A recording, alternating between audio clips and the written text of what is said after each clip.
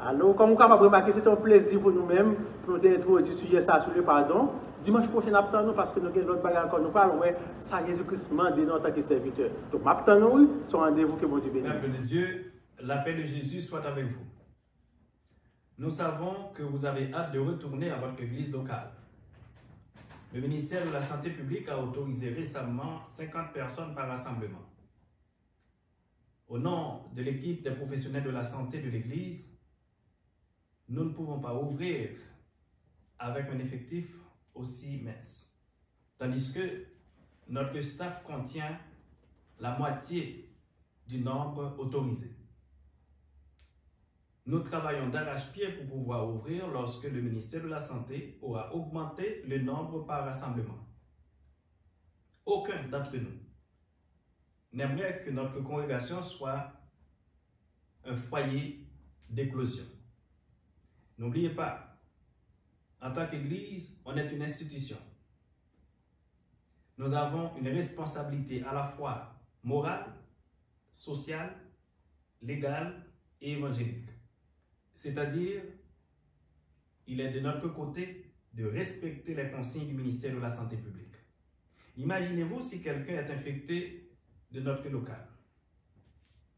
L'Église est sujette à une amende de 6 000 $ et plus, voire la fermeture de notre local.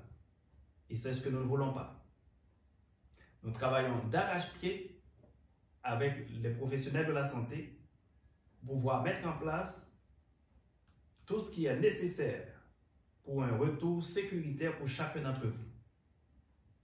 Lorsque le nombre sera augmenté, comme on vient de le mentionner, on ouvrira d'une manière sécuritaire pour tous. En attendant, nous allons continuer à améliorer nos services sur les différentes plateformes. Vous allez continuer à les suivre. Nous vous demandons de rester en prière jusqu'à ce que le moment sera venu. Immédiatement, le nombre exact a augmenté. Nous allons vous annoncer que nous allons ouvrir. En attendant, que le Seigneur vous bénisse abondamment. Restons fermes et en prière. Votre serviteur Pasteur Niques. Que Dieu vous garde.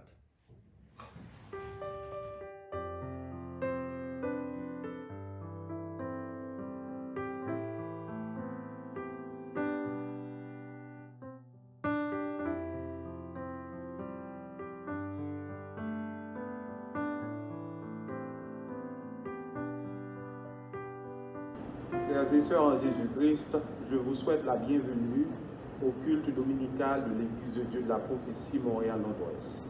C'est un plaisir pour nous de vous accueillir à ce culte dominical où on va adorer le Seigneur. Donc, je vous invite à lire avec moi le psaume 145 avant de débuter le service. Le psaume 145. Je t'exalterai, ô mon Dieu, mon roi.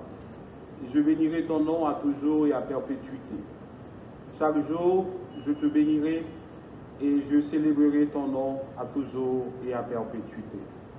L'Éternel est grand et très digne de louange, et sa grandeur est insondable. Que chaque génération célèbre tes œuvres et publie tes hauts faits. Je dirai la splendeur glorieuse de ta majesté. Je chanterai tes merveilles. On parlera de ta puissance redoutable, et je raconterai ta grandeur. Qu'on proclame le souvenir de ton immense bonté et qu'on célèbre ta justice. L'Éternel est miséricordieux et compatissant, lent à la colère et plein de bonté. L'Éternel est bon envers tous et ses compassions s'étendent sur toutes ses œuvres. Toutes tes œuvres te loueront, ô Éternel, et tes fidèles te béniront. Ils diront la gloire de ton règne et ils proclameront ta puissance. Pour faire connaître au Fils de l'homme ta puissance et la splendeur glorieuse de ton règne.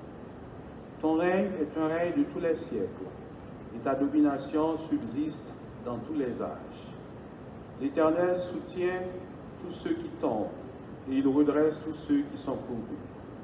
Les yeux de tous espèrent en toi, et tu leur donnes la nourriture en son temps. Tu ouvres ta main et tu rassasies à souhait tout ce qui a vie. L'Éternel est juste dans toutes ses voies et miséricordieux dans toutes ses œuvres. L'Éternel est près de tous ceux qui l'invoquent de tous ceux qui l'invoquent avec sincérité. Il accomplit les désirs de ceux qui le craignent, il entend leurs cris et il les sauve. L'Éternel garde tous ceux qui l'aiment, il détruit tous les méchants. Que ma bouche publie la louange de l'Éternel, et que toute chair bénisse son Saint-Nom, à toujours et à perpétuité. Maintenant, le culte va commencer. Je vous invite à partager le live, à inviter vos amis à suivre ce culte d'adoration avec nous. Donc, encore une fois, merci d'être parmi nous. Merci de suivre ce culte. Que le Seigneur vous bénisse. Béni soit l'Éternel. Pouvez-vous crier avec moi? Alléluia! Alléluia! Alléluia! Alléluia! Oh, je suis dans la joie, comme m'a dit le serviteur David. À chaque fois qu'on me dit, allons dans la maison du Seigneur. Êtes-vous content d'être dans la maison du Seigneur aujourd'hui? Êtes-vous prêts à adorer Dieu avec nous? Amen. Je vous invite à ouvrir vos livres de chant d'espérance, au numéro 187 français. Et nous allons chanter un chant d'espoir, un chant d'espérance. Je ne sais pas si vous écoutez les nouvelles, mais on commence à lâcher prise. Covid est là. Continuons à nous distancier. Respectons les consignes. Mais nous savons que Dieu fait grâce. Il continue de faire grâce. Et il va continuer de nous bénir. Je vis d'espérance, d'amour et de foi. Chantez avec moi. Chantez avec moi. Mais tenez-vous debout. Tenez-vous debout. Chantons, chantons.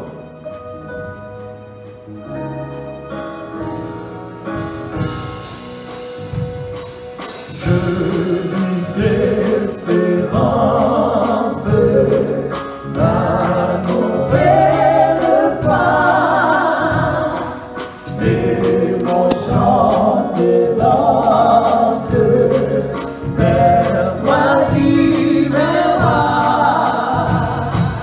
Mon est ma faiblesse, mon intimité.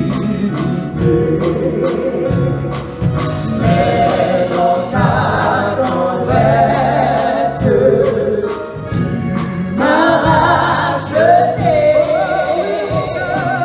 Oui, mon cœur chante, mon âme est contente. Mon Jésus est tout mon bien. Je ne craindrai rien. Oui, mon cœur chante, mon âme est contente. Mon Jésus est tout mon bien. Je ne craindrai rien.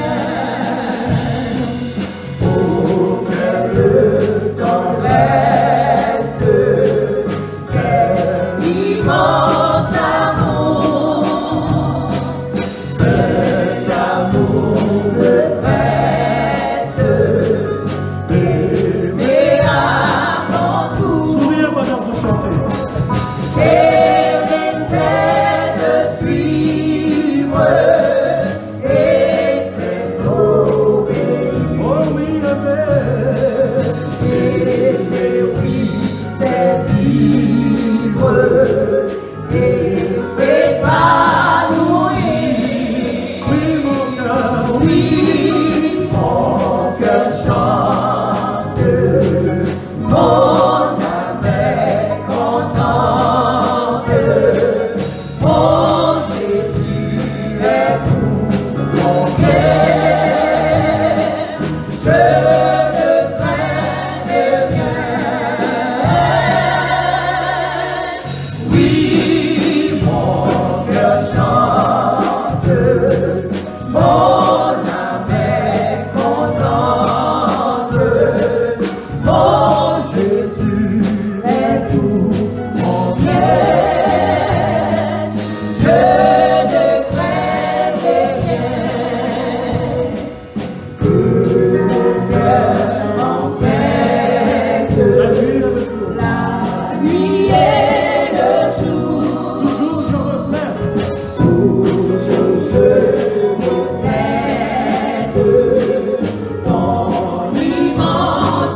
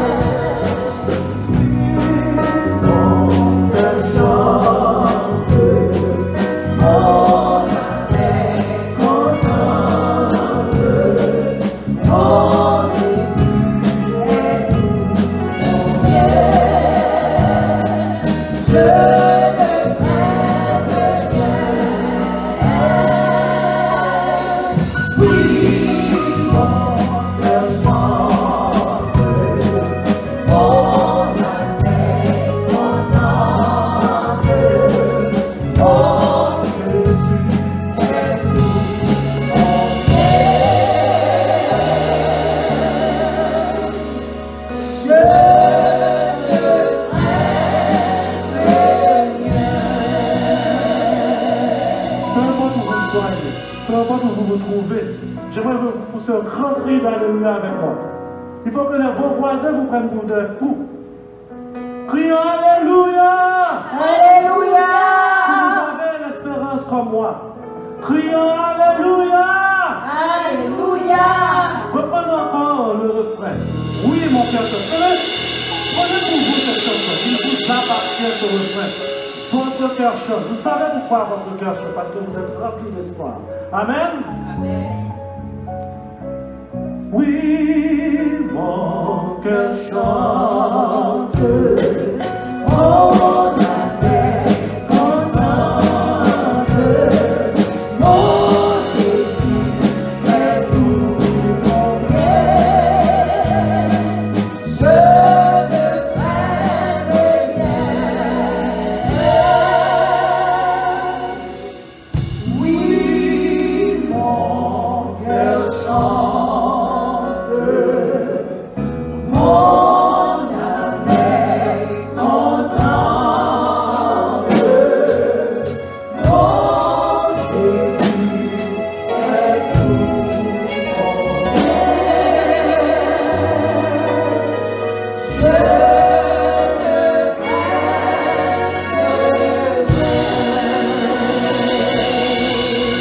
Alléluia. Merci Seigneur, tu es grand.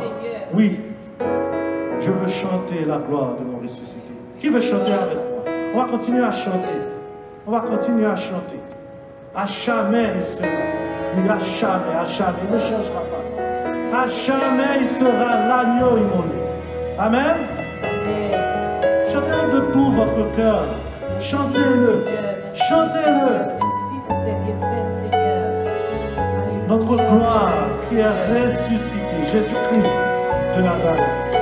Alléluia. Oh oui, je veux chanter, je veux chanter.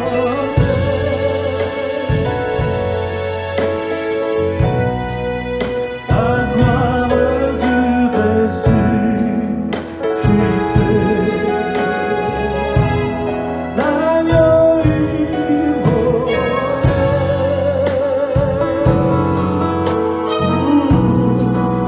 Qui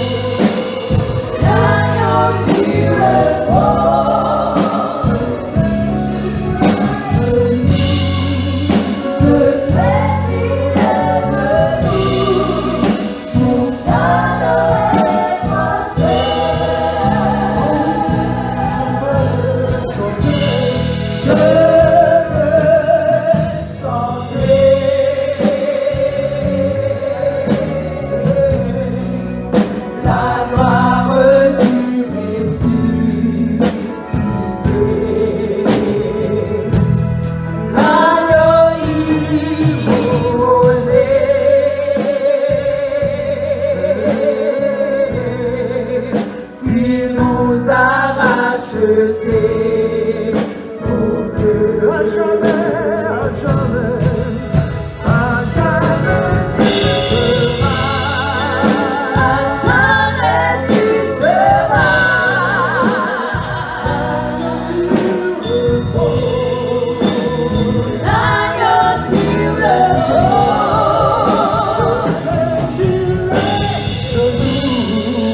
Je fléchis les genoux.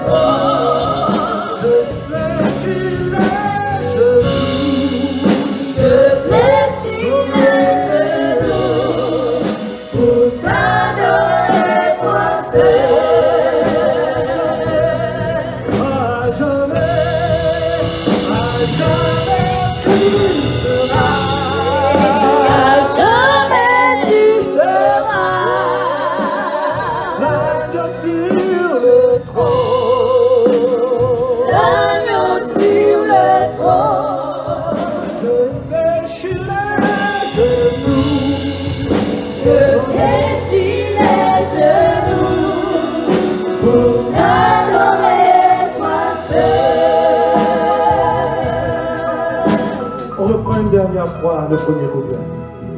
Oh, à jamais notre Dieu sera sur son trône. Après le ministre Tess va prier pour nous. Amen. Crions Alléluia. Alléluia. Merci Seigneur. Si bien sûr, agneau de Dieu. Nul n'est comme toi, Seigneur. À jamais tu seras. Quand tu as donné ton sang. Amen.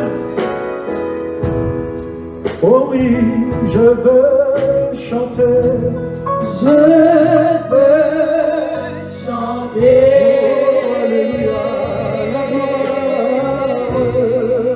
La gloire du ressuscité.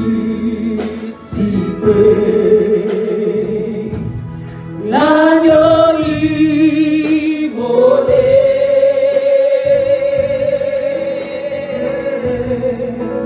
Qui nous a rachetés pour Dieu. À jamais, oh oui, à jamais tu seras. À jamais tu seras. L'agneau sur le trône. L'agneau sur le trône. Je fléchis les genoux. Je fléchis les genoux. Alléluia. Pour t'adorer toi seul.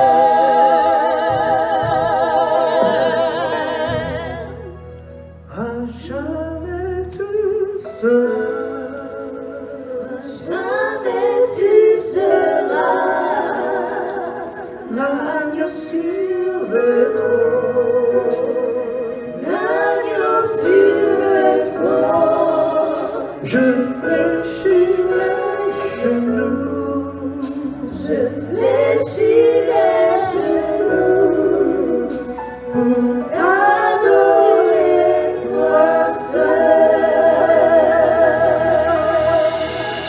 Amen. Gloire à Dieu.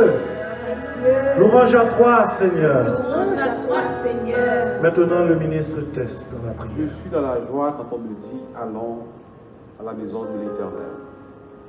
Ce matin, cher Seigneur, nous sommes devant toi, dans le sanctuaire. Beaucoup de gens nous regardent chez eux ou un peu partout à travers le monde, mais ils ont la disposition de s'approcher de toi. Oui, Seigneur, nous avons la disposition de nous approcher de toi parce que c'est toi qui es le Dieu de vie.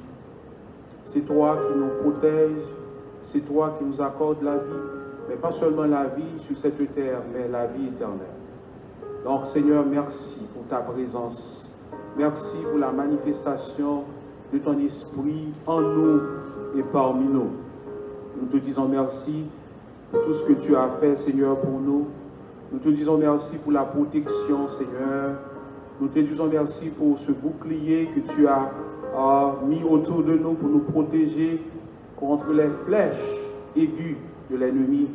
Satan, le diable qui en veut à nous. Satan, le diable qui rôde autour de nous, qui veut qu'une seule chose, nous détruire, Seigneur. Mais toi, tu nous donnes la vie. Tu nous offres la vie. Tu nous appelles à la vie. Et nous recevons la vie en toi et de toi et par toi. Merci Seigneur, bénis l'Église de Dieu de la prophétie, Montréal Nord-Ouest, l'équipe dirigeante, Pasteur Cloméus, toute l'équipe ministérielle, tous les ministres, tous les pasteurs, tous ceux qui travaillent dans les différents départements de cette Église, Seigneur, cette Église, Jésus, qui en ce moment même enseigne le pardon à la communauté.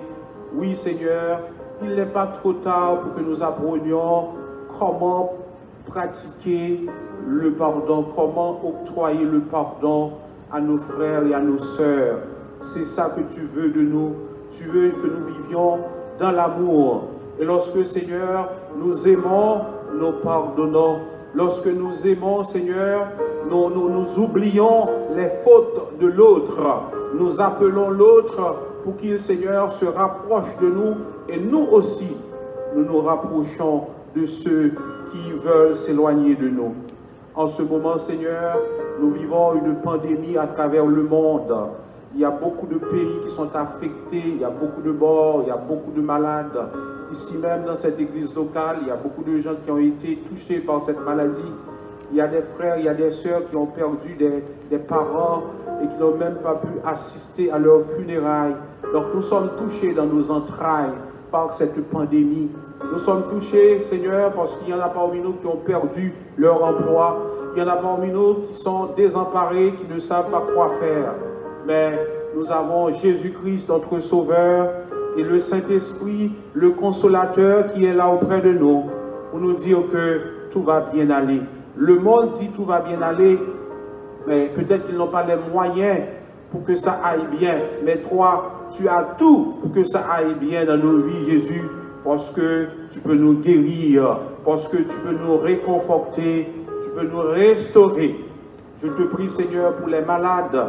Je te prie pour ceux qui sont dans l'abattement, pour ceux qui sont désolés. Mais je te prie aussi pour les dirigeants de ce pays, pour le Canada, ceux qui sont en charge, qui doivent prendre des décisions. Je te prie pour eux, pour les éclairer, pour qu'ils écoutent la voix de la sagesse que tu mets en eux, la sagesse que tu leur donnes, pour qu'ils prennent les décisions éclairées afin que nous puissions sortir de cette crise victorieuse. Je te prie, Seigneur, pour le Québec. Je te prie pour la ville de Montréal, cette ville où cette église a été plantée. Et nous avons la responsabilité de communiquer l'évangile aux Montréalais et aux Montréalais. Pas seulement aux Haïtiens, pas seulement aux Africains, mais à tous ceux que nous rencontrons sur nos routes. Nous avons la responsabilité de leur communiquer la bonne nouvelle de l'évangile, mais surtout de vivre d'une manière, Seigneur, qui reflète ce qu'est l'évangile, à savoir une puissance transformatrice, une puissance régénératrice. Je te prie, Seigneur, pour notre pays Haïti qui est confronté, comme beaucoup de pays dans le monde, à cette pandémie.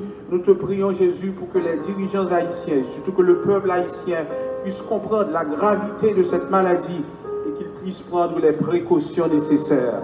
Nous te prions, Seigneur, pour ce pays Haïti, qui semble être à la dérive sur le plan éthique, sur le plan moral. Il y a même maintenant une levée de bouclier parce qu'il y a des lois qu'on veut imposer à ce pays. Et des lois, Jésus, qui répugnent, des lois, Seigneur, qui s'éloignent totalement de ta parole. Nous te prions, Jésus, pour de ramener à l'ordre, Seigneur, ceux qui dirigent, ceux qui ont les rênes de ce pays, ceux qui prennent des décisions, ceux qui peuvent signer des décrets, que ce soit les techniciens qui peuvent préparer ces décrets, ces lois, afin qu'ils se rendent compte, afin qu'ils se disent que c'est toi le Créateur et que par-delà de tout, nous devons, Seigneur, obéir à ta voix, obéir à ta parole, suivre tes conseils, tes ordonnances. Nous te prions, Seigneur, pour ce peuple, nous te prions pour cette assemblée, mais pas seulement pour cette assemblée, mais pour toutes les églises qui s'efforcent de te servir, malgré les difficultés du moment, malgré les obstacles, malgré les problèmes, malgré les embûches, malgré tous les tracas, malgré toutes les difficultés qu'on rencontre, que ce soit sur le plan économique, que ce soit, Seigneur, des problèmes qu'on rencontre parce qu'on veut nous imposer des choses contraires à ta parole. Mais nous persistons, nous voulons tenir haut le flambeau de l'évangile. Pour cela, nous avons besoin de la force. Investis, Seigneur, ta force, investis ta puissance en nous et que nous vivions en conformité à ta parole. Je te prie aujourd'hui, Seigneur, je ne suis pas digne de m'approcher de toi, je ne suis pas digne d'entrer, Seigneur, dans ton sanctuaire, mais tu me couvres par le sang de Jésus-Christ. Et non seulement tu me couvres, mais tu couvres ton peuple, parce que je m'approche de toi à travers le grand souverain sacrificateur, Jésus-Christ, dont le sacrifice sur le bois du calvaire est si efficace. Et Seigneur, c'est de cela que je bénéficie, c'est de cela que ton peuple bénéficie. C'est grâce à cela que nous pouvons nous approcher de toi. Oui, nous nous approchons de toi et nous voulons rester auprès de toi, parce qu'auprès de toi, c'est la vie en abondance, la vie éternelle. Oui, au nom et par les mérites de Jésus-Christ, notre Sauveur, à lui soit la gloire, la louange, au siècle des siècles. Amen. Nous allons continuer à adorer notre Dieu. à chanter sa grâce. C'est un chant que je sais que les gens de cette église vous prisez, que vous aimez beaucoup, on le chante souvent. Immense grâce. Où serions-nous sans cette grâce? Amen. Chantons, chantons. Sortez du lit, sortez, levez-vous du sofa, allez-y, allez-y. Levez-vous, on va chanter Dieu. Chantons immense grâce.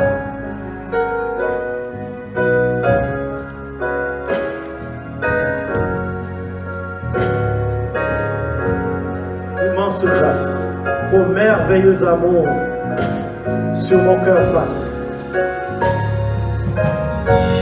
Immense grâce, immense grâce, ô merveilleux amour, sur mon cœur passe, passe et repasse toujours,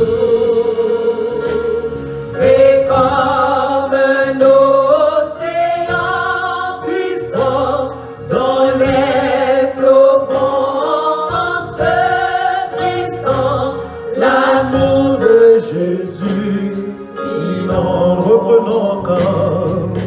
Immense grâce, ô merveilleux amour, sur mon cœur passe, passe et repasse toujours, oh oui, et comme un océan puissant dont les flots vont se pressant, l'amour de Jésus inonde sur moi.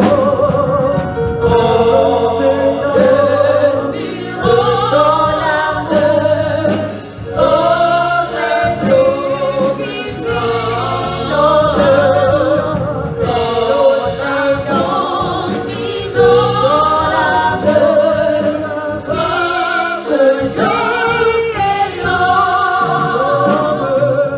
oh Jésus, dans l'amour, oh Jésus, inonde, c'est l'océan mis dans l'amour, comme nous séjourne. du calvaire, Versé pour mes forfaits, flot de lumière, parfait et céleste paix, la puissance de grâce de Dieu, comme fleuve délicieux, coule aujourd'hui dans mon cœur. C'est l'océan sur mon amour, oh Jésus inonde. C'est l'océan mis dans l'amour, comme nous séjourne. on va écouter la musique. Moi, qu'est-ce que j'attends de vous? Peu importe où vous vous trouvez. Si vous conduisez, ne le faites pas, s'il vous plaît. Vous allez vous balancer. Comme si on était balancé sur un peur. Comme si on était sur des barres de conduire. Tout le monde, on y va comme ça. On laisse les musiciens jouer. Laissez-vous pénétrer. Allez, même si vous êtes chez vous, balancez-vous, tenez-vous par la main. Allez-y.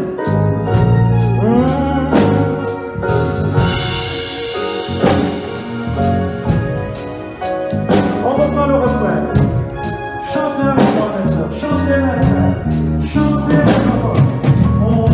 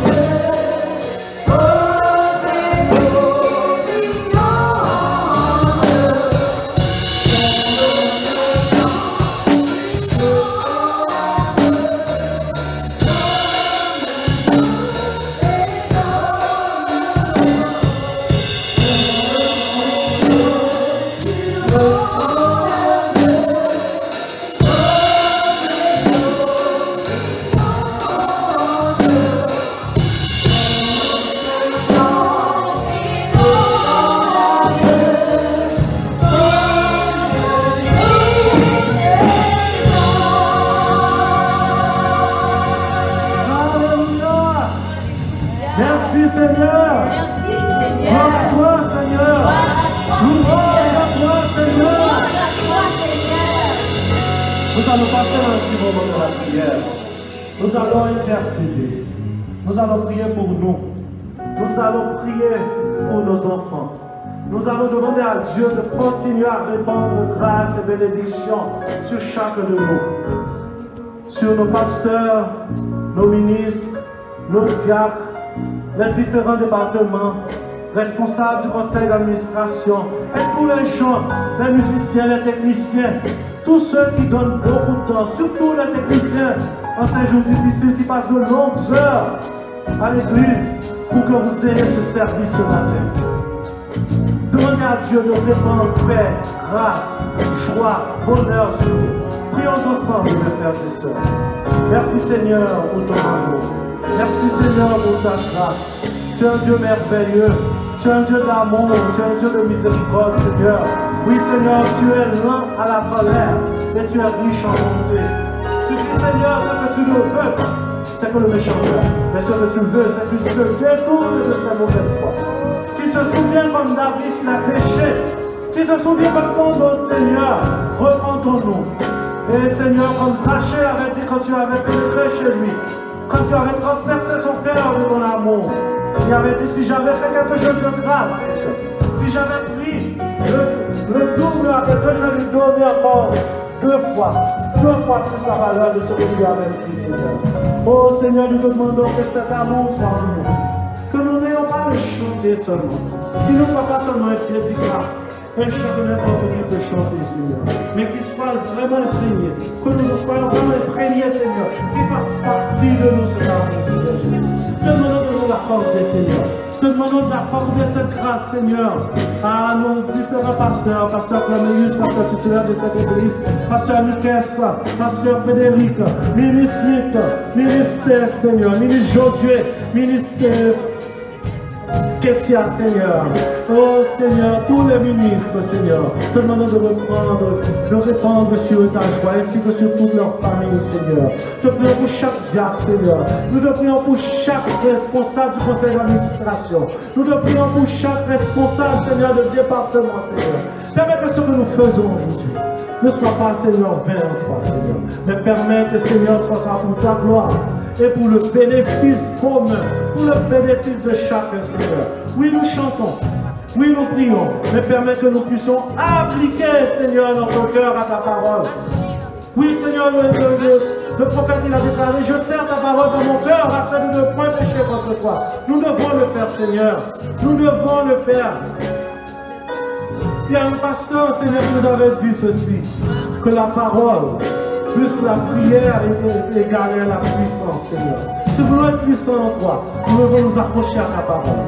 Et nous devons prier, Seigneur. Oui, Seigneur, tu nous as fait grâce en versant le sang de ton Fils Jésus sur la croix. Mais Seigneur, c'est à nous d'accepter cette grâce. En pardonnant à ceux qui nous ont offensés. Et en acceptant de nous prouver, de demander pardon aussi, Seigneur, à ceux que nous avons offensés. Car tu dis que nous devons le faire, car toi aussi dans le ciel, tu le fais pour nous, Seigneur. Merci pour ton amour, Père. Merci pour ta grâce. Merci pour ta bonté. Merci de nous avoir couvrir pendant cette période de pandémie. Ce ne sera pas fini. Une pandémie ne dure jamais une année. Une pandémie dure sur la durée. Ça peut durer 1 an, 2 ans, 3 ans. Il sera toujours avec nous. Mais nous savons que nous allons toujours continuer à marcher sous ton manteau de grâce, Seigneur. Amen. Alléluia. Continuons de chanter. On ne se rende comme un flot puissant. Son Seigneur de ton amour revenu, Seigneur. C'est le Seigneur de ton amour. Oh Jésus qui m'isole.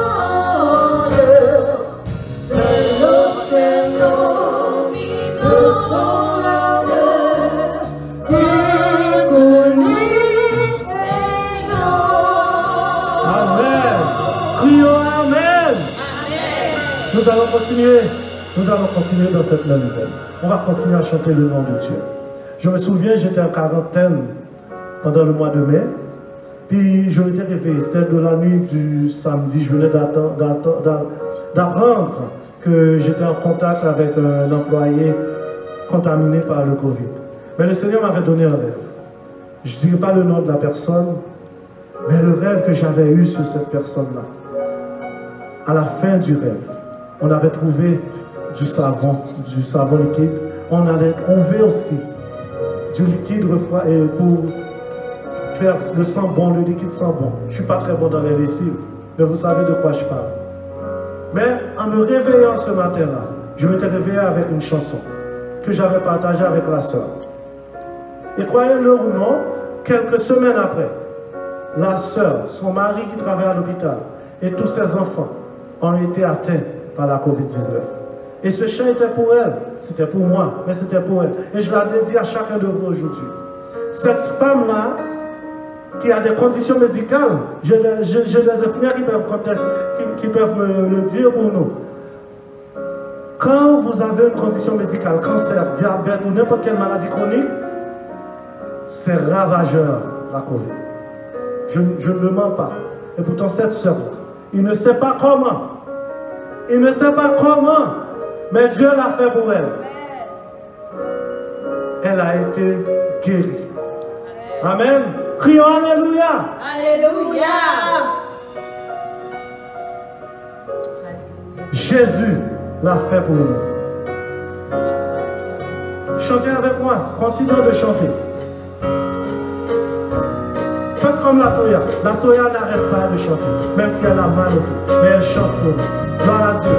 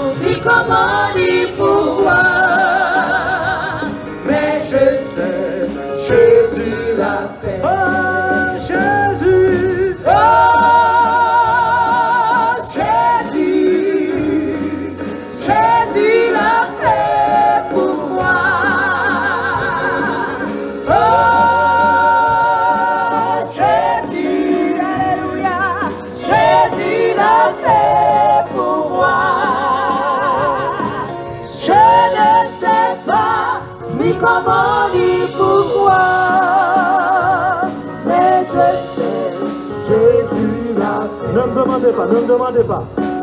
Ne me demandez pas comment ma vie a été changée. Mais si vous me demandez qui l'a fait, un seul mot, je réponds. Oh, Alléluia. Oh, Jésus. Oh oui, Jésus de Nazareth. Jésus l'a fait pour moi.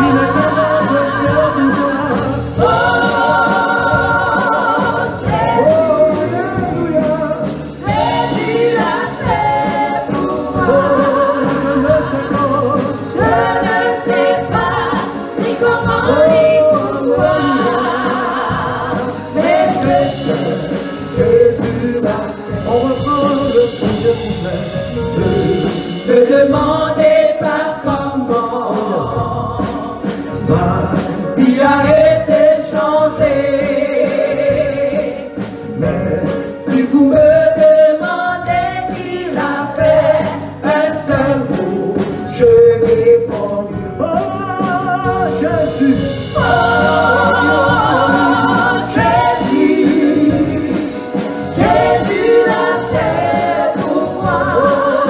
Tu es avec moi. Oh, Jésus, Jésus.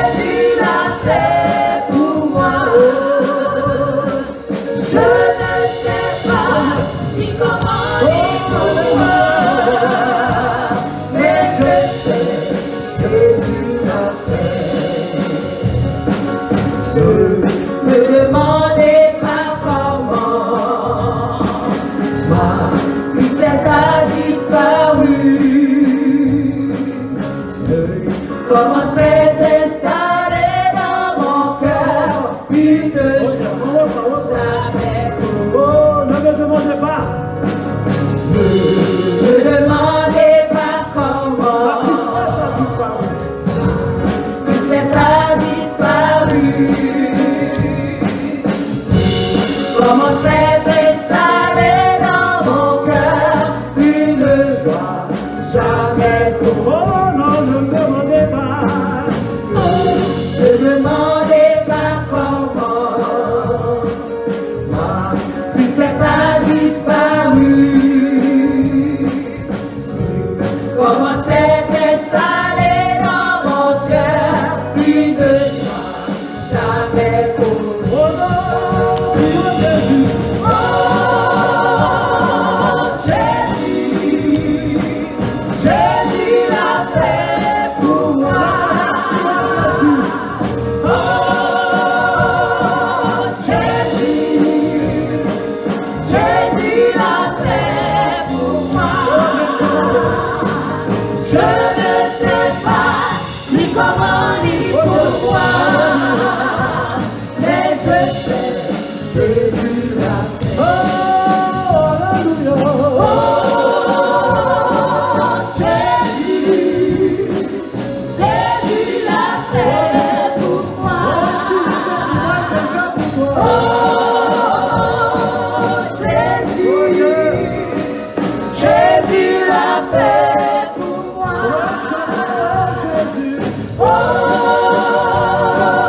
Jésus, Jésus l'a fait pour moi. Oh Jésus, Jésus l'a fait pour moi. Oh Jéhovah l'a fait pour moi. Oh Jéhovah l'a fait pour moi. Oh Jésus, Jésus l'a fait pour moi. Je ne sais pas ni comment ni pourquoi. Alléluia. Je ne sais pas ni comment. Alléluia. Mais, Marine, est-ce que tu le sais? Yes, alléluia, je ne sais pas. Muriel, est-ce que tu le sais? Alléluia, Latoya, je ne est-ce que sais tu pas le sais? comment il l'a fait. Mikli, est-ce que tu le sais? Amen, Jésus l'a fait pour moi. Mais je sais. Amen. Amen, amen. Jésus, Jésus, Jésus. Jésus, Pouvez-vous chanter avec moi? Jésus. Alléluia. Jésus l'a fait. Oh, Jésus. Jésus l'a fait pour moi. Oh,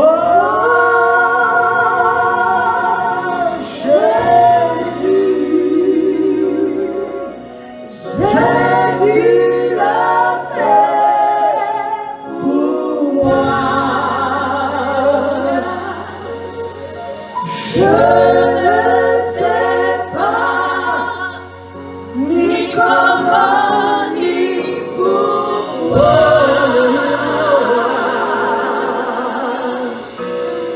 mais Je sais, Jésus l'a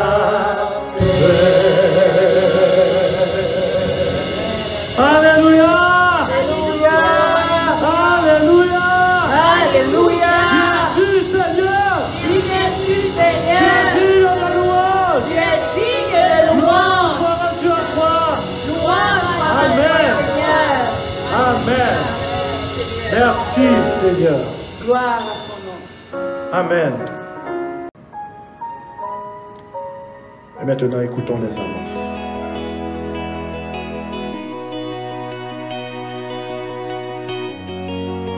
Bon dimanche à tous et voici les annonces de la semaine. D'abord, restons connectés. L'Église a mis en œuvre plusieurs outils et moyens afin de vous permettre de rester connectés à toutes les activités de la semaine. En tout temps, vous pouvez avoir accès à la radio sur l'application GoToMeeting ou en composant le numéro de téléphone sans frais, le 1-888-299-1889. Le code d'accès pour GoMeeting et par téléphone est le 615-043-453. Lundi soir, dès 19h, période d'intercession avec la cellule de prière. Connectez-vous par téléphone ou sur la radio. Mardi, dès 19h, service avec les dames. Vous pouvez vous connecter par téléphone, par application ou sur la radio. Dès mercredi 19h30, le pasteur Joseph Junior Glormeus vous attend pour une période de recherche et d'apprentissage de la parole de Dieu. L'étude biblique sera diffusée sur la page Facebook de l'Église, sur YouTube ou sur la radio. Dès jeudi, nous vous présentons les jeudis débats, les discussions hebdomadaires incluant le pasteur et un ou plusieurs invités. C'est à 19h30 que vous pourrez vous connecter sur les différentes plateformes Facebook, YouTube, sur la radio ou par téléphone. Le vendredi, dès 19h30, connectez-vous sur la page Facebook de la jeunesse de la prophétie Montréal-Nord-Ouest. Vous pouvez également contacter la sœur Jessica Masséna si vous avez des difficultés à vous connecter. Dès 20h, soirée de veille de nuit. Connectez-vous à travers la radio ou en composant le numéro de téléphone sans frais. Du lundi au vendredi, la ligne de prière est en marche de 10h à 11h. La prière du midi commence dès 11h45. Connectez-vous via le numéro de téléphone sans frais ou sur l'application GoMeeting. Nouveauté, dès samedi, période de jeûne avec l'Église. De 9h à midi, vous êtes attendus pour venir chercher avec nous la face de Dieu. Dès à présent, nous aurons une période de jeûne chaque samedi matin. Nous comptons sur votre présence. Dimanche, dès 10h, nous vous attendons pour l'école du dimanche. Ensuite, à 11h, le service du dimanche se poursuit. Finalement, dès 18h, réunion avec les hommes. Tous les hommes sont attendus pour partager un moment ensemble. Pour toute question sur comment vous connecter à ces réunions, nous vous invitons à contacter le frère Vénel Louis pour plus d'informations. À venir, le ministère des femmes célibataires. Le département des femmes aimerait mettre sur pied un ministère des femmes célibataires sous la bannière de Jeunes Dames. Notre but est de fortifier ta vie spirituelle et t'aider à t'épanouir dans tous les aspects de ta vie, afin que tu sois pleinement celle que Dieu t'a appelée à être dans toutes les saisons. Si tu es une femme célibataire, âgée de 35 à 50 ans, envoie un message texte à Myriam Perceval avec tes informations. Dîmes et offrandes. Vous avez deux manières de contribuer, soit par virement Interact, en envoyant votre montant au secrétariat de l'Église et en incluant le mot de passe « Merci », soit par paiement d'une autre manière, en contactant les frères Ronax Démosthène, Franck Jean-Baptiste ou Idriss Jean-Louis.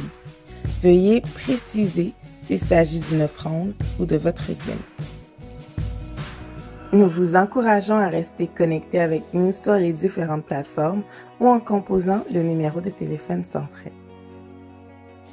Que Dieu vous bénisse et bonne semaine.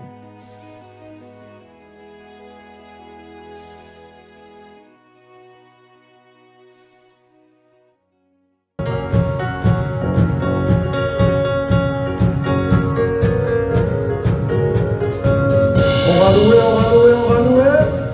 Préparez-vous. J'espère que vous avez passé un bon moment, Jésus.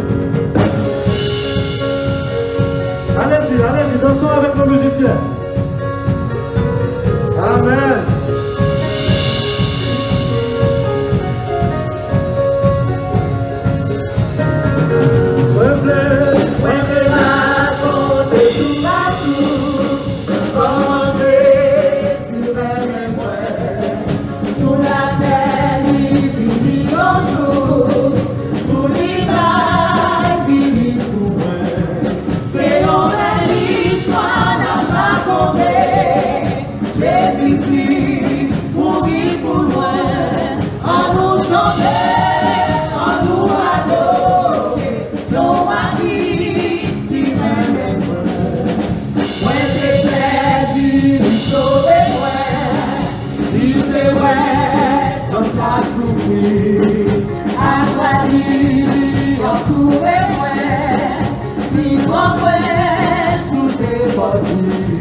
Seigneur, bénis toi, ma raconté, Jésus-Christ, pour lui, pour moi, en nous chanter, en nous adorer,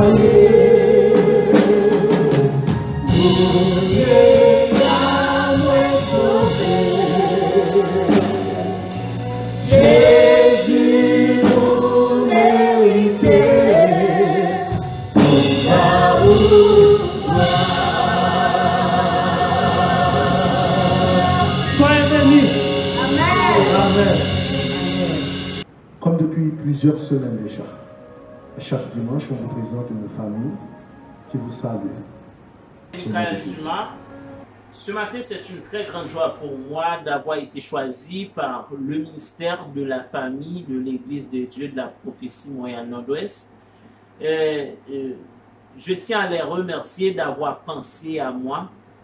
Donc, quasiment impossible de se réunir en tant que frères dans notre église locale. Ces moments que nous sommes en train de vivre ne peuvent pas hypothéquer notre avenir, car notre destin est tracé entre les mains de Dieu. Oui, car Dieu est au contrôle. Ce que nous vivons aujourd'hui, ce n'est pas une chose qui va nous retirer dans le plan de Dieu. Sur ce, je vous souhaite un bon dimanche, bonne adoration dans les Seigneurs et on se verra bientôt. Et peuple, la prophétie Montréal Nord-Ouest, nous saluons. Alors nous sommes Michelet Exantus et puis avec toute membre famille. Alors je dis à nous une occasion ça pour nous capable saluer nous et puis pour nous capable encourager nous dans la foi. Mais malgré notre confinement, bon Dieu permet ça par équipe technique là, nous avons toujours été connectés. Alors, nous avons continué à adorer bon Dieu, nous avons continué à servir bon Dieu, parce que c'est lui-même nous gagnons, nous pas gagner l'autre. Je voulais quitter avec un verset ça qui est dans Psaume 124, verset 1er, qui dit sans l'Éternel qui nous protégea.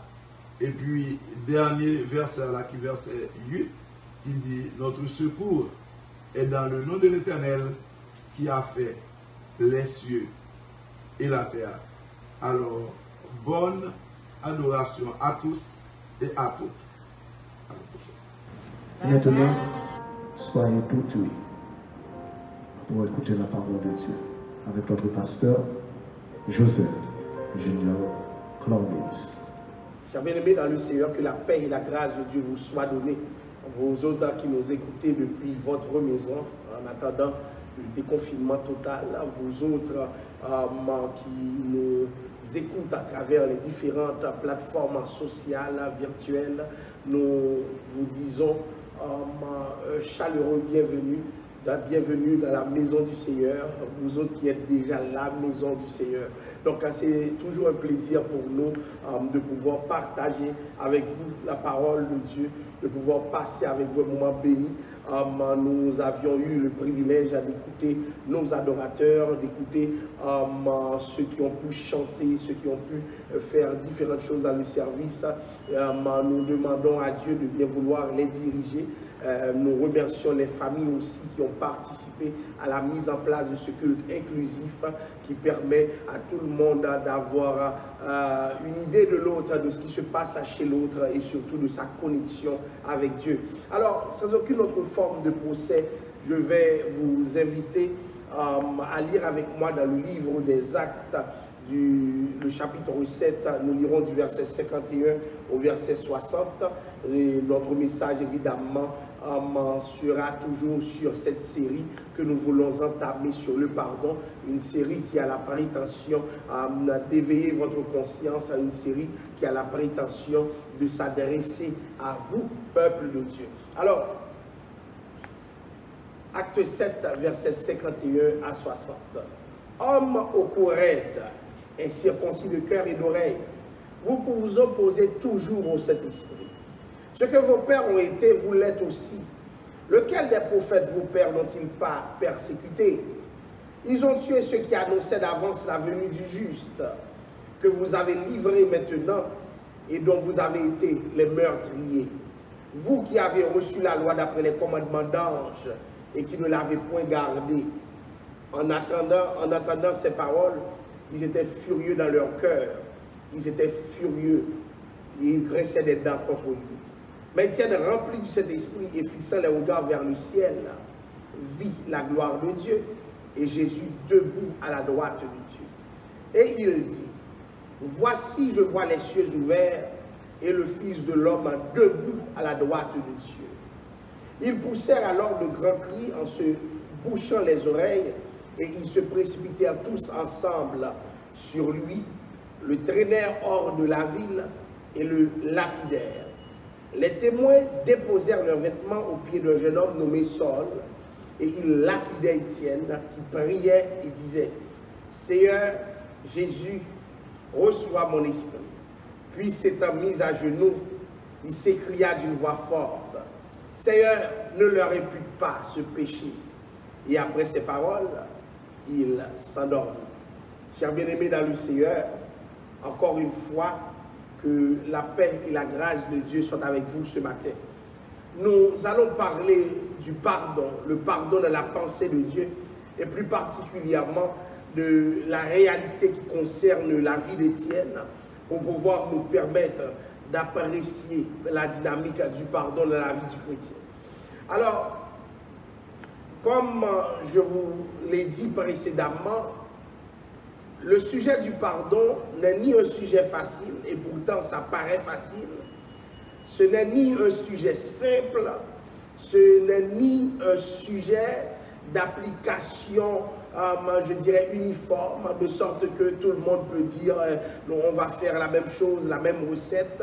C'est un sujet qui peut varier de sorte que c'est du cas par cas, la manière d'adresser la réalité du pardon. Cependant, il y a des choses qui sont communes que nous voulons apprécier aujourd'hui. Juste avant d'entrer de plein pied dans mon message, j'aimerais attirer votre attention sur le fait que pendant que nous abordons le sujet du pardon, nous ne sommes pas sans savoir que dans toutes les communautés fraternelles, il y a des problèmes, il y a des difficultés.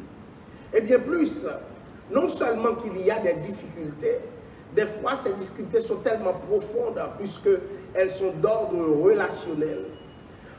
Il n'y a pas d'espace humain où des hommes ne combattent pas d'autres hommes, où des hommes n'ont pas de problème avec d'autres hommes. Et c'est là que le pardon devient nécessaire.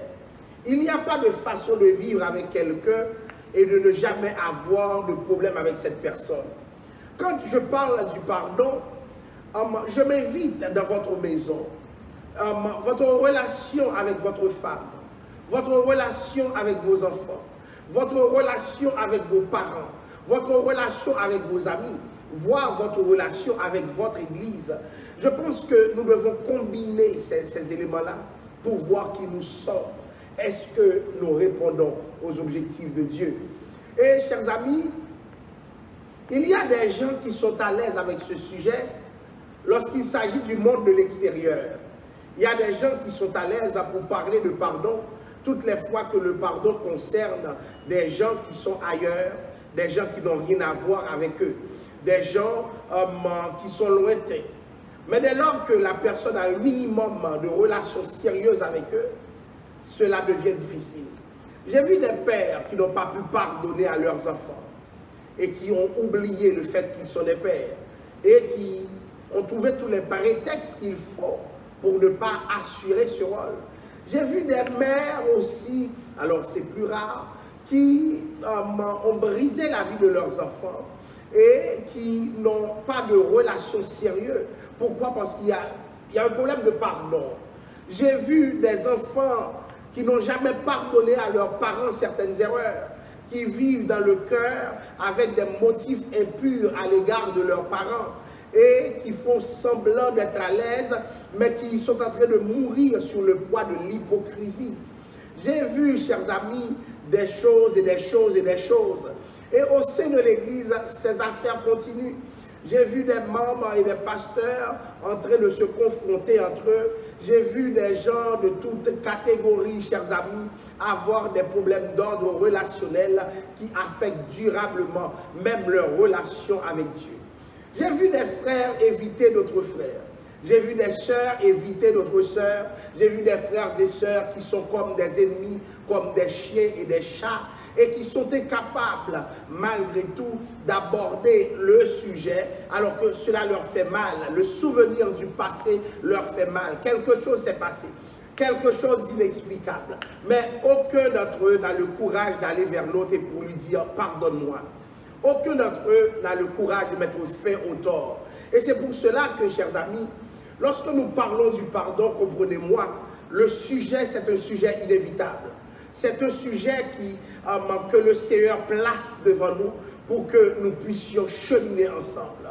Et c'est d'autant plus important que nous abordons ce sujet, c'est par rapport à la réalité de la communion fraternelle que nous trouvons à travers la fraction des pains. Donc, beaucoup de gens prétendent communier et pourtant ils ont quelque chose contre un frère, ils ont quelque chose contre une sœur, ou du moins c'est la sœur qui a quelque chose contre eux. Et malgré cela, chers amis, ils sont capables de communier comme si de rien n'était, comme si rien ne s'était passé. Mais beaucoup de gens ont pensé que parce que les temps ont passé, les problèmes n'existent plus. C'est-à-dire, le temps devient pour eux une ressource.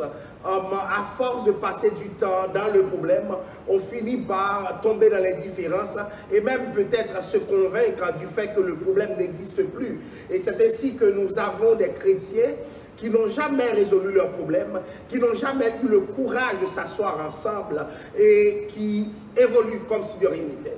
Chers amis, le pardon nous invite à un bilan. Un bilan qui peut-être peut nous pousser à l'auto-accusation. Parce que des fois, il faut s'accuser. Des fois, il faut avoir le courage de dire « oui, j'ai fait du tort ». Des fois, il faut avoir le courage de poser le problème, d'aller plus loin. Et souvent, nos églises sont composées de lâches. Des gens sont plus forts pour offenser, mais beaucoup de gens sont forts pour réparer.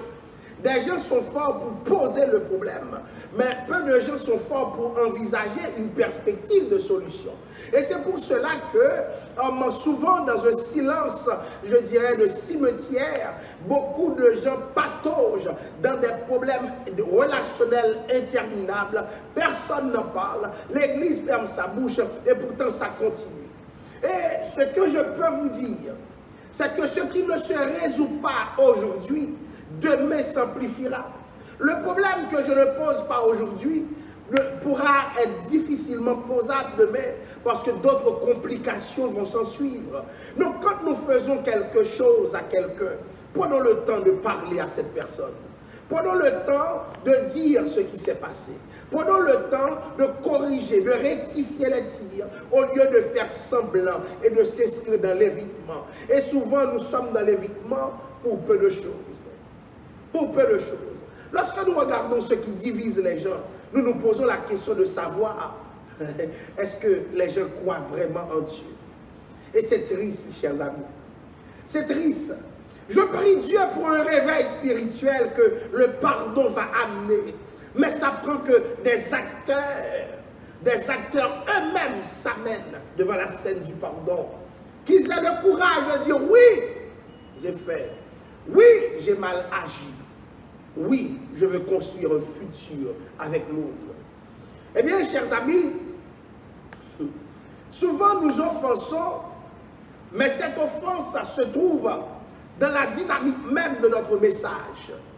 Nous ne pouvons pas, comme prédicateurs de la parole, toujours caresser le peuple dans le sens du poil.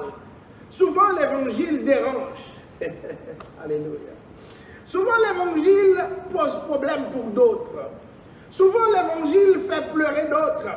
Et ceci pas parce que nous en avions l'intention, mais c'est parce que le Seigneur lui-même oriente le message dans les termes qui dérangent. Et c'est alors que nous voyons Étienne qui parlait de manière juste, mais Étienne a pu quand même soulever les ires du peuple, de son audience. La Bible présente Étienne en ces termes. Étienne parlait homme au cou raide. Étienne était l'un des diacres le plus en vue, le premier ordonné parmi les diacres, et un homme rempli par l'Esprit de Dieu, un homme tout à fait spécial, extraordinaire, puisque l'histoire d'Étienne va marquer un tournant dans le livre des Actes. Mais ce que j'aimerais que vous remarquiez, c'est que le langage d'Étienne était un langage dur. Souvent, l'évangile se pose en des termes difficiles à intégrer par une audience qui ne croit pas en Dieu ou bien qui ne sert pas Dieu réellement. Souvent, le peuple s'attend à ce qu'on lui parle comme quelqu'un qui ne fait rien, comme quelqu'un de bon, alors que des choses mauvaises se sont passées. Mais couvert par l'Esprit de Dieu, Étienne va s'attaquer au peuple dans son discours. Souvent, le message de la parole est une attaque en règle. Une attaque contre le péché. Une attaque qui nous met en face de miroir où nous nous voyons laids parce que notre vraie identité est révélée. Et cette démarche peut être inquiétante pour plusieurs, ça peut déranger pour plusieurs, mais Dieu lui-même s'y trouve, Dieu s'y reconnaît. C'est alors que nous voyons que Étienne parle de manière rude avec le peuple. Homme au cou raide. Imaginez-vous que je me mettais pendant un instant pour parler en ces termes à l'église de Dieu de la prophétie Montréal Nord-Ouest. Que je dise aux gens, hommes de cou raide et circoncis de cœur et d'oreille. Et que je continue pour dire, vous vous opposez toujours à cet esprit. Combien de personnes seraient fâchées? De combien d'églises je pourrais parler comme ça? Souvent, celui qui prêche l'évangile, pas même souvent, toujours celui qui prêche l'évangile, n'a pas à s'attendre à l'approbation des autres. L'évangile n'est pas la recherche de l'approbation. Alléluia. Et peut-être lorsque tout le monde est contre toi, si l'Esprit de Dieu est avec toi, prêchez l'évangile. L'évangile peut nous mettre dans un carrefour où nous sommes seuls, solitaires. Pourquoi? Parce que nous disons la vérité telle qu'elle est. Et le principe, c'est que dès que nous disons la vérité, nous offensons le monde. Vous voyez, il n'y a rien de plus dur que la vérité pour ceux qui s'opposent à cet esprit. Et Étienne va continuer avec son discours. Il a dit, vous avez tué des prophètes. Autrement dit, vous êtes des assassins. Vous avez même tué ceux qui annonçaient d'avance la venue du juste. Et lorsque le juste est venu, vous l'avez livré. Donc Étienne a blessé les gens à cause de la parole qui est une épée à double tranchant. Étienne parlait aux gens du fait qu'ils ont reçu la loi et qu'ils ne l'ont pas gardée. Autrement dit, c'est comme si Étienne leur signifiait qu'ils étaient une bande de convertis, une bande de gens faux qui prétendent servir Dieu. Écoutez, le langage d'Étienne va déranger. Le langage d'Étienne va être problématique pour son audience. Alléluia. Il y a une dimension de l'évangile qui peut faire en sorte que nous allons dans le sens contraire des attentes de tout le monde. Pourquoi? Parce que le messager n'est pas maître de son message. Le messager n'est pas maître de sa déclaration. Le messager n'est qu'un instrument. Il n'est qu'une bouche pour que la parole de Dieu puisse s'exprimer. Mais lui-même, il n'a pas le plein contrôle de ce qui se passe. Parce que ce que Dieu demande, il le réclame, il le fait à travers une bouche. Et souvent, nous sommes cette bouche. Il nous est déjà arrivé de prêcher ce que nous n'avions pas prévu, ce que nous n'avions pas préparé. Et c'est alors que du monde peut se trouver dérangé. Et j'aimerais vous dire quelque chose. Mieux vaut être dérangé que d'être confronté au silence de Dieu. Parce que le jugement, c'est dans le silence. Quand Dieu veut faire grâce, il parle. Mais quand Dieu veut détruire, il fait silence. Et c'est pour cela, ceux qui m'écoutent, j'aimerais vous dire de ne vous pas opposer, de ne pas vous opposer au Saint-Esprit. Ne vous opposez pas à l'Esprit de Dieu, mais laissez l'Esprit de Dieu vous guider. Laissez l'Esprit de Dieu vous transformer pour que les messages que vous receviez, vous puissiez les appliquer. Parce que souvent, nous recevons le bon message, mais nous ne l'appliquons pas. Nous recevons le bon message, mais nous le mettons de côté. Nous sommes un peuple courant. Nous agissons de la négation de la parole de Dieu. Entendre les messages ne change rien en nous. Et lorsque nous ne changeons pas, Dieu s'apprête à juger. Chers amis, ça fait du temps que nous abordons le thème du pardon. Combien de gens ont évolué? Combien de gens ont cheminé intérieurement? Combien de gens ont compris qu'ils étaient des bourreaux, qu'il y a une victime à réparer? Combien de gens ont compris qu'ils étaient certes victimes, mais qu'il y a un pardon à octroyer et qui ont fait le pas? Nous prêchons, nous prêchons, nous prêchons, comme si nous faisions des corvées, mais le peuple est au courant. Souvent nous sommes comme des Étienne. Nous parlons, mais les gens s'endurcissent. Malgré les temps, malgré les circonstances, nous sommes dans la prière pour demander à Dieu d'articuler son changement. Seigneur, pitié pour ton peuple. Oui, ce n'est pas l'évangile que le peuple n'a pas entendu. Ce n'est pas la parole que le peuple n'a pas entendue. Mais le peuple s'oppose à l'Esprit de Dieu. Pourquoi? Par orgueil. Il y a des gens qui ne font pas le pas, mais parce qu'ils sont trop orgueilleux pour. Il y a des gens qui ne pardonnent pas alors qu'ils écoutent le message. Mais pourquoi? Parce qu'ils sont trop orgueilleux. Ils n'ont pas été assez brisés par Dieu. Lorsque l'orgueil nous poursuit, lorsque l'orgueil s'accomplit dans notre vie, alléluia, nous nous opposons à l'œuvre de Dieu. Il y a une continuité qu'il ne doit pas y avoir. Chers amis, nous prêchons le pardon. C'est parce que c'est le moment pour que la rupture s'installe. Alléluia. Dieu veut opérer une rupture.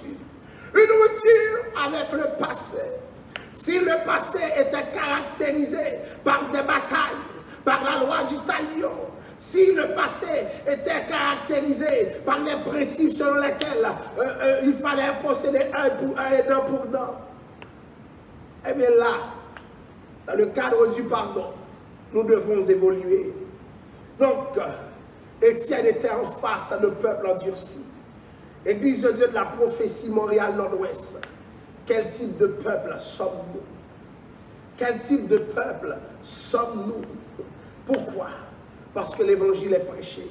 Quelle évolution avons-nous faite? Comment avons-nous agi après avoir pris connaissance de la parole de Dieu?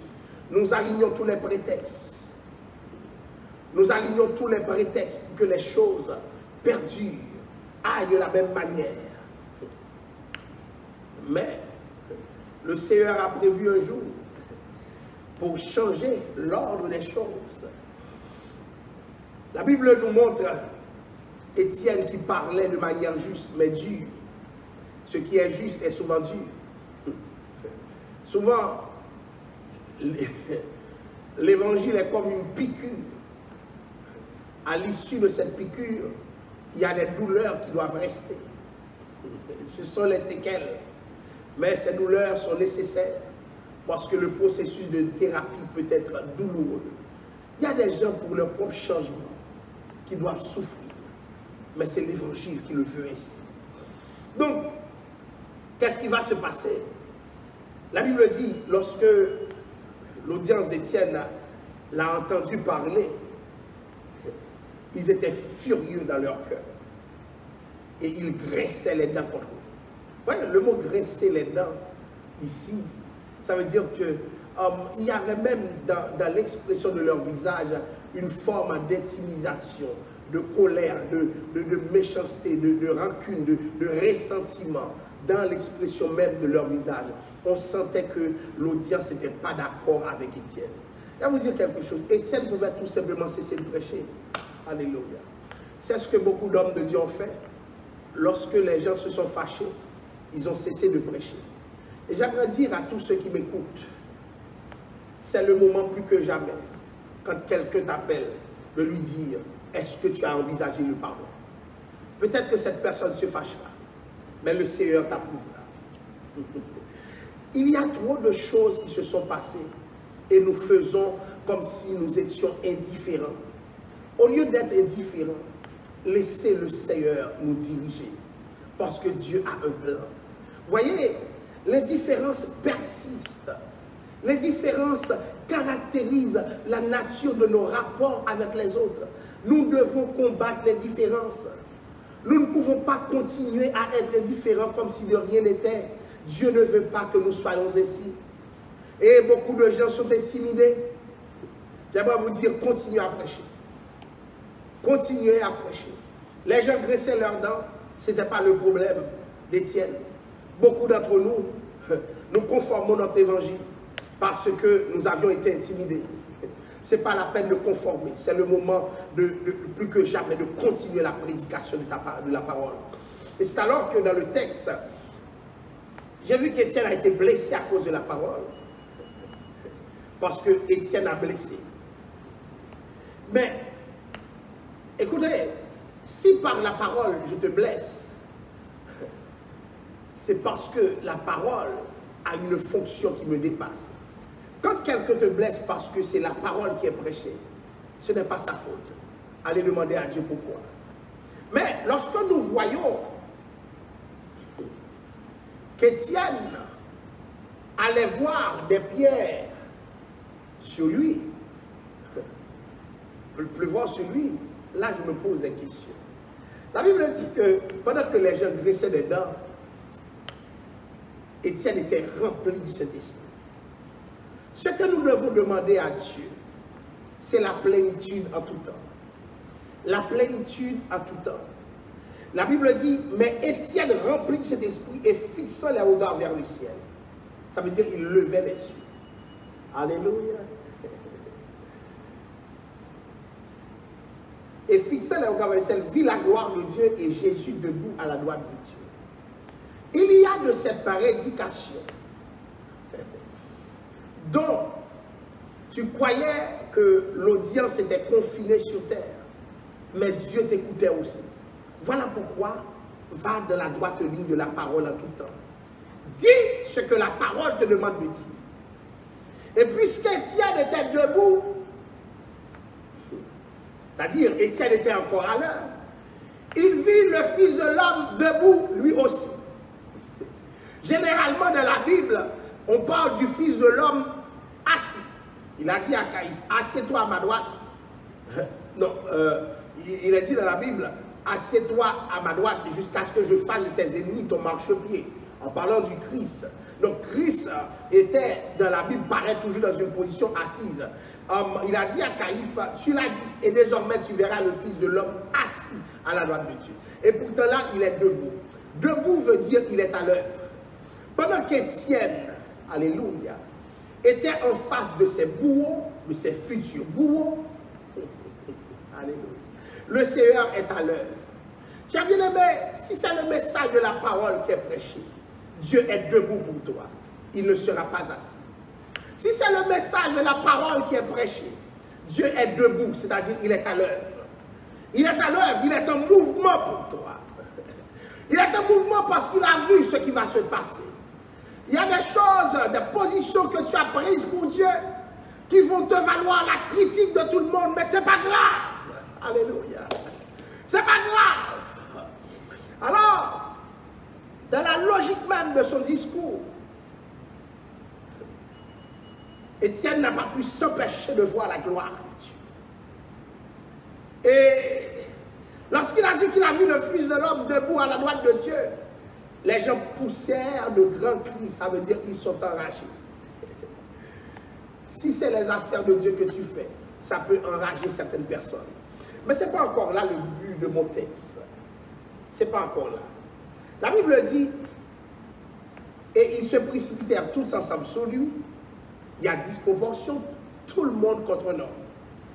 Le traînèrent hors de la ville. Ça veut dire qu'il y a une violence physique sur cette personne. Et ensuite, ils le lapidèrent. Est-ce qu'il vous est déjà arrivé d'avoir tout le monde en face de vous? Et si vous avez tout le monde en face de vous, c'est quoi votre attitude? Est-ce qu'il vous est déjà arrivé d'avoir le monde qui ne vous aime pas, le monde qui veut vous éliminer, le monde qui veut vous faire du tort? Qu'est-ce que vous allez faire? Est-ce que vous êtes capable de grandeur d'âme? Alléluia. Est-ce que vous êtes capable de donner de la valeur à Dieu pendant que le monde vous dévalorise? Est-ce que votre vision des gens va changer parce que tout le monde est contre toi? La Bible dit, ils se précipitèrent tous ensemble. Étienne n'est qu'un jeune homme. Comment peut-il se mettre en face de toutes ces personnes? Est-ce qu'il vous est déjà arrivé d'avoir tout le monde en face de vous et voir aussi en même temps que vous êtes sans défense? Tout homme de Dieu, toute femme de Dieu doit connaître ce moment. Ce n'est pas toujours vrai. L'évangile, ce n'est pas un évangile où tu pourras toujours te défendre. L'évangile n'est pas un évangile où tu pourras toujours te faire valoir. L'évangile n'est pas un évangile où tu pourras toujours faire avancer tes arguments. Des fois, tu es inexcusable. Pas parce que vous avez offensé, mais parce que la loi du monde vous a déjà jugé. Et cette loi, elle est anti-chrétienne. Elle est contre Dieu. Tout le monde contre Étienne. Ça me rappelle un peu les amis de Job qui étaient contre Job. Job qui n'avait nulle part de soutien. Ça me rappelle Christ lui-même qui était abandonné par les autres. Comprenez, Christ était en face de la foule qu'il avait nourrie. Et voilà qu'Étienne nourrissait cette foule avec la parole de Dieu, une parole dure, mais une parole profitable quand même. Et c'est quoi? Qu'est-ce qu'a été leur façon d'honorer Étienne? C'était simple. La Bible dit, ils étaient précipités tous contre Étienne. Alléluia. Glory to God. Il y a des gens qui laisseraient l'évangile. Pourquoi? Parce que quelqu'un est contre lui. Mon frère, ma soeur, qui es-tu pour ne pas avoir d'opposition? Mon frère, ma soeur, qui es-tu pour ne pas composer avec l'opposition? Qui es-tu pour ne pas avoir de personne en face de toi? Et qui es-tu pour croire si quelqu'un est en face de toi? Cette personne mérite la mort. Et souvent, nous voyons que c'est là que les offenses s'affichent et s'amplifient. Pourquoi? Parce que quelqu'un est contre l'autre et puis du coup l'autre désire de ne plus pardonner à cette personne qui a décidé d'être contre lui. C'est pas normal. C'est pas normal. L'évangile va toujours te mettre en face d'autres, mais tu dois toujours pardonner en tout temps. Nous ne pouvons pas faire l'évangile sans avoir de problème avec les autres. Il y a des problèmes que nous avons cherchés, mais il y a des problèmes que tu n'as pas cherchés. Et lorsque ça arrive, qu'est-ce qui va se passer? Nous ne pouvons pas diaboliser. Lorsque ça arrive, nous reconnaissons que c'est de l'ordre, excusez-moi, c'est dans l'ordre des possibilités. Et qu'est-ce qui s'est passé? Deuxième chose, il le traînait. il le traînait. Troisième élément, il le lapidait. Lapider veut dire lancer des pierres. Vous allez me demander qu'est-ce qui est plus facile? Mourir d'une arme pointée contre toi, hein? Une arme de poing par exemple, ou bien mourir à partir de pierres.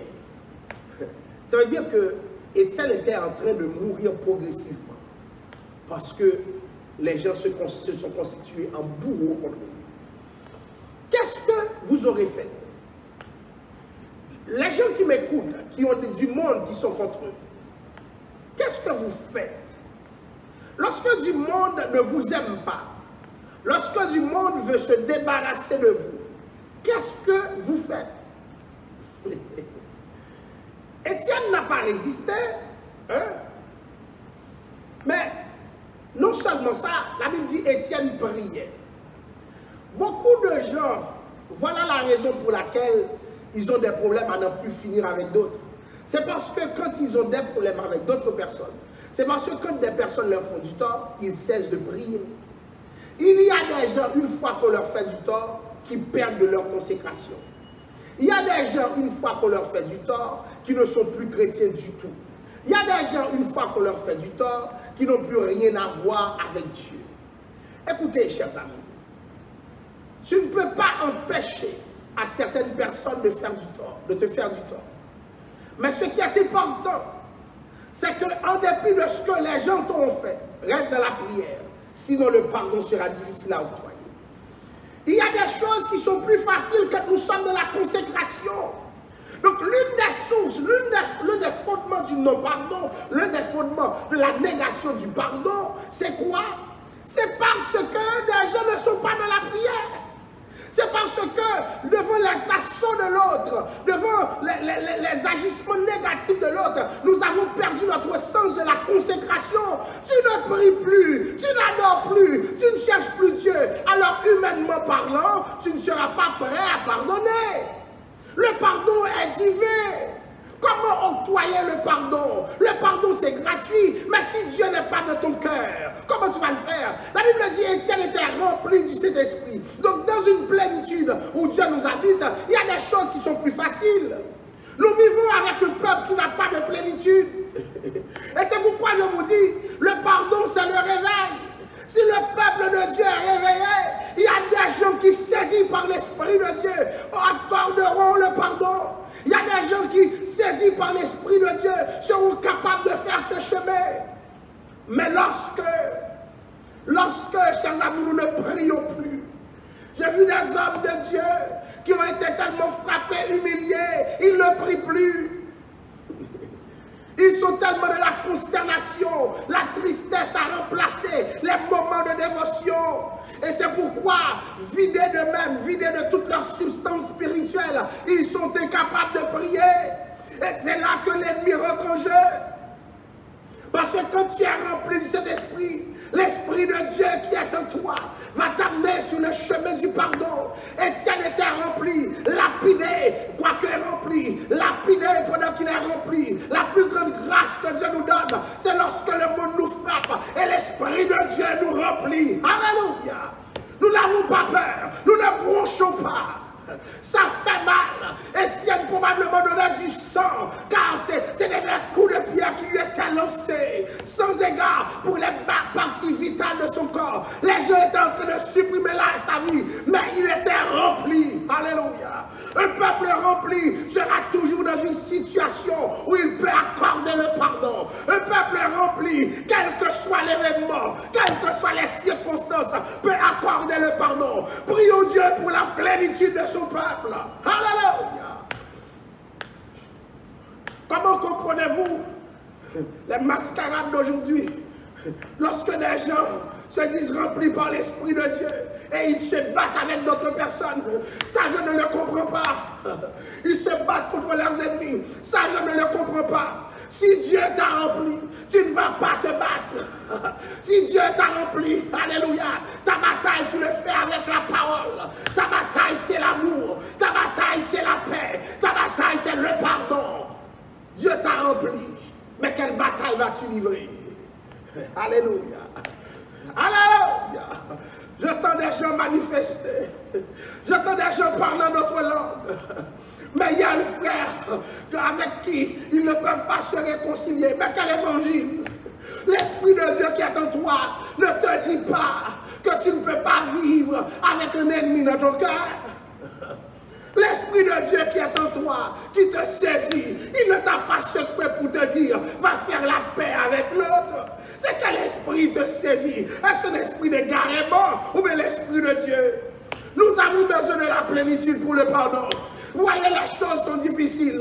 Nous avons l'impression que nous faisons des corvées, mais nous prêcherons l'évangile jusqu'au bout. Il faut que ça change dans le nom de Jésus. Que l'Esprit de Dieu rentre dans son peuple et remplisse son peuple pour le pardon. Oui, quand l'Esprit de Dieu te remplit, avant de commencer à manifester, l'Esprit de Dieu te montrera le chemin du frère, le chemin de la sœur. Alléluia. Alléluia. L'Esprit de Dieu te fera pleurer pour dire, oui, j'ai été victime de toi, ou bien j'ai été ton bourreau. Dans tes deux cas, je te demande pardon. L'Esprit de Dieu, c'est un esprit de paix, c'est un esprit de pardon. Comment Étienne n'a pas pu réagir? Parce qu'Étienne est rempli par l'Esprit. J'imagine combien de personnes qui recevraient une pierre lanceraient cette pierre à nouveau. Combien de personnes recevraient une pierre? Des fois, nous sommes à l'église, au monde, à la maison, kiff-kiff. J'ai vu des maris kiff-kiff avec leurs femmes. J'ai vu des enfants kiff-kiff avec leurs parents. Des parents kiff-kiff avec leurs enfants. Mais il faut que ça s'arrête. Quelqu'un est-il rempli par l'Esprit de Dieu et dit j'accepte d'être la victime à l'instar de Christ. Alléluia. Car Dieu est le Dieu du dominé. Alléluia. Dieu est le Dieu de l'opprimé. À un moment donné, il faut interroger l'Esprit de Dieu en nous. Mon frère, depuis quand tes manifestations sont fausses? Ma soeur, depuis quand tes manifestations spirituelles sont fausses? Oui, tu diriges, tu prêches, tu enseignes, tu fais tout. Mais l'Esprit de Dieu t'a écarté. Il ne reste plus rien. Parce que si tu es dans une situation de plénitude, la première chose que cette plénitude aurait faite, c'est de libérer frère tel. Ton cœur est une prison. Et puis tu es rempli par l'Esprit de Dieu. La Bible dit, mais Étienne rempli. On frappe Étienne, Étienne est rempli. Alléluia. On fait du mal, on te fait du tort, mais tu es rempli. Ceux qui sont remplis par Dieu n'interprètent pas les choses à la manière du monde. La Bible dit, s'étant mis à genoux, il s'écria d'une voix forte, Seigneur, ne leur impute pas ce péché. Imaginez-vous, alléluia, Étienne est tellement rempli par l'Esprit de Dieu, et c'est pour ça que nous dit, le pardon n'a rien de naturel. Le pardon peut même paraître comme étant un exercice d'aliénation mentale. Parce que, imaginez-vous,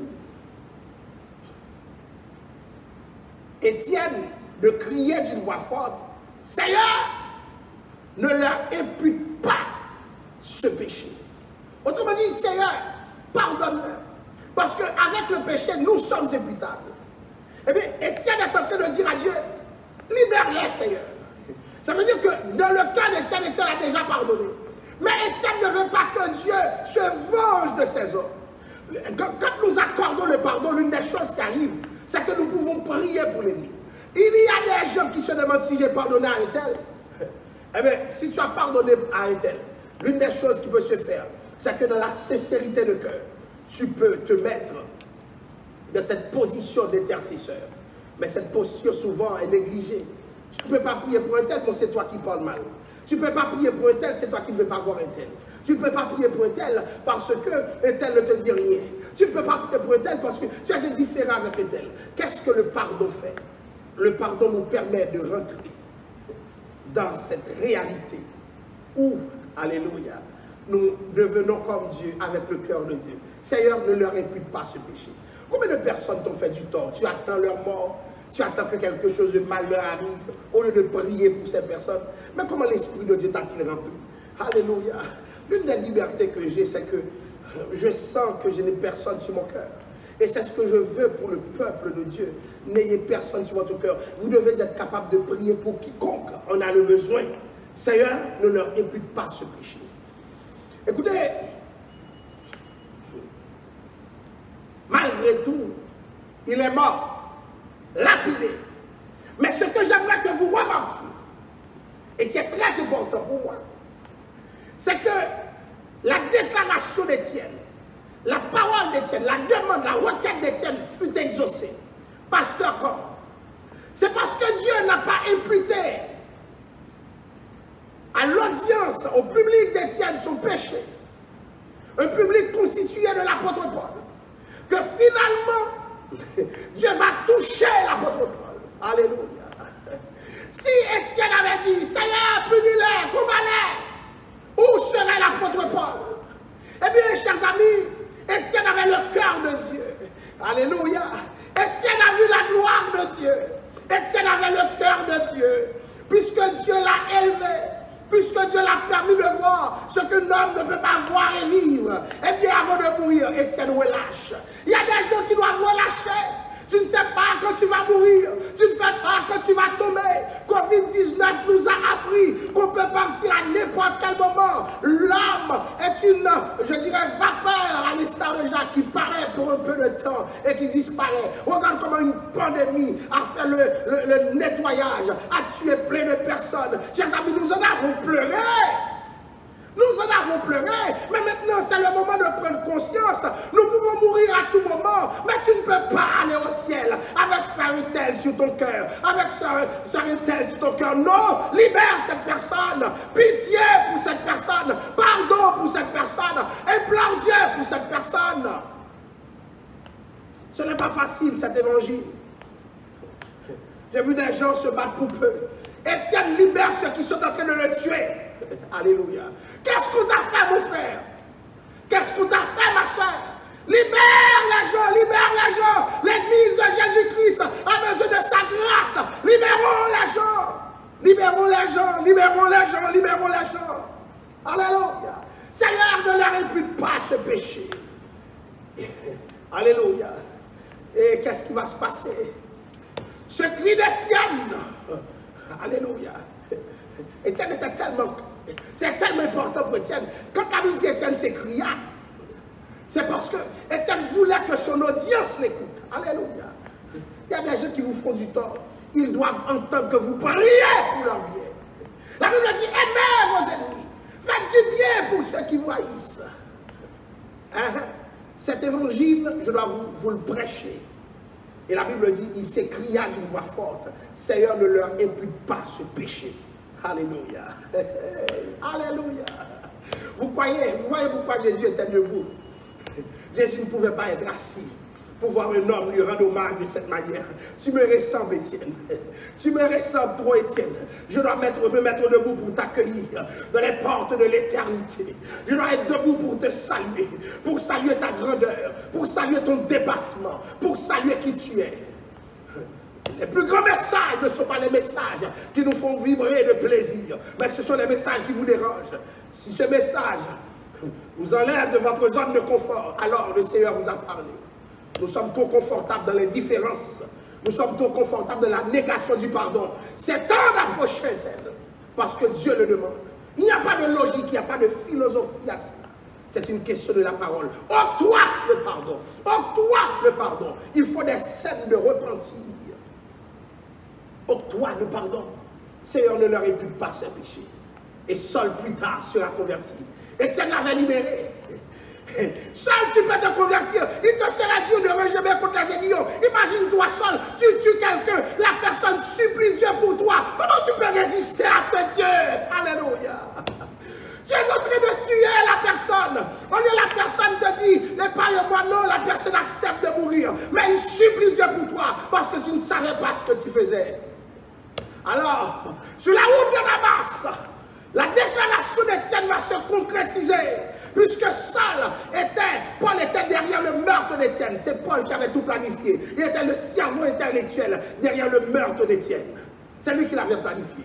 Mais qu'est-ce que Dieu va faire? Dieu va changer la donne. Que ceux qui m'écoutent le sachent. Dieu veut changer la donne. Dieu veut changer la donne. Dieu veut que tu changes avec ton frère. Dieu veut que tu changes avec le bourreau. Donne-lui une chance. Parce que Jésus ne tarde pas à venir. Les choses ont changé. Nous vivons dans un monde qui n'est plus ce qu'il était avant. Nous devons le comprendre, chers amis. Et la Bible dit, et après ces paroles, il s'endormit. Le mot s'endormir, c'est comme si Étienne ne peut pas mourir. Il y a des choses que tu fais, tu ne meurs pas. Tu t'endors parce que tu restes debout dans l'histoire. Tu t'endors. Que Dieu vous fasse grâce. Que Dieu vous accorde sa bénédiction. Que Dieu soit de votre côté. Que Dieu vous soit favorable. Laissez-moi prier pour vous. Dieu d'amour, Dieu de compassion et de miséricorde, nous voici. Nous voici en ce moment en train de te demander de déployer sur nous ta grâce infinie. Donne-nous un cœur comme Étienne. Donne-nous de vivre la plénitude de ton Esprit Saint. Cette plénitude combien nécessaire pour notre dépassement spirituel. Parce que souvent, personne nous passe à côté de tout l'évangile. Parce que nous ne croyons pas dans le pardon. Seigneur,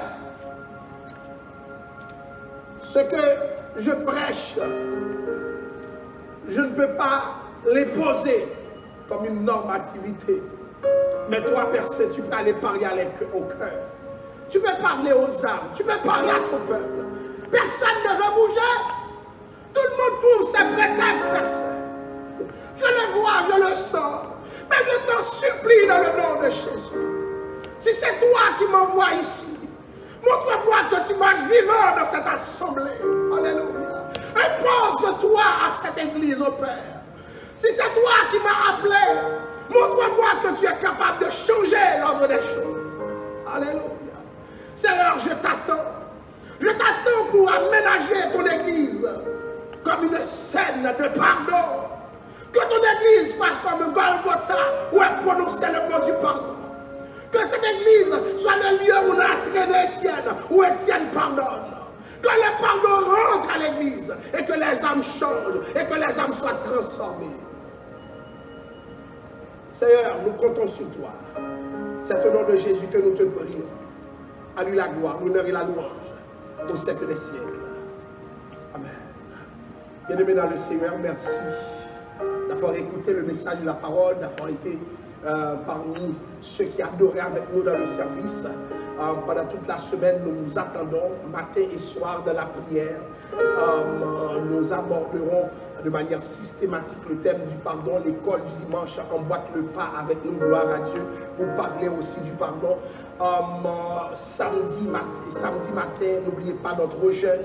J'invite à tous ceux qui nous écoutent. C'est un jeûne que nous faisons ensemble. Nous prenons le temps de prier Dieu ensemble et nous abordons aussi le thème du pardon. Donc nous voulons que quelque chose se passe à l'église. Alléluia.